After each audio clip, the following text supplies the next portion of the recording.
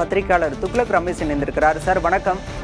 ஒன்றிணைந்த அதிமுக ஓபிஎஸ் சசிகலா இணைந்தால்தான் அதிமுக வெற்றி பெற வாய்ப்பு அப்படிங்கிற கருத்து கூட நீங்க கூட சில சமயங்களை பதிவு பண்ணியிருக்கீங்க. ஆனா தற்போது அதற்கு வாய்ப்பே இல்லை அப்படிங்கிற ஒரு கருத்தை எடப்பாடி பழனிசாமி தெரிவித்திருக்கிறார். உங்களுடைய பார்வை சார்?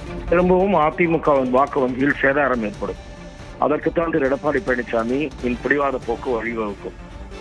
திரு டிடிவி தினகரனை பொறுத்தவரை பட்டும் படாமலும் இன்றைக்கு பதில் சொல்லி இருக்கிறார். ஆனால் திரு டிடிவி தினகரன் அதிமுக அணியில் இணைவதற்கு வாய்ப்பு மிக மிக மிக குறைவு என்று நான் பார்க்கிறேன். ஏனென்றால் திரு டிடிவி தினகரன் அவருடைய கட்சியினுடைய பொதுக்குழுவில் 2026 தலைமையில் நாம் கைகாட்டுபவர்தான் முதலமைச்சர். அந்த கூட்டணியில் நமது அமைச்சர்கள் அமமுகவை சேர்ந்தவர்கள் அமைச்சர்களாக 3 பேர் 4 பேர் இடம் பெறுவார்கள் என்று கூறியிருக்கிறார்.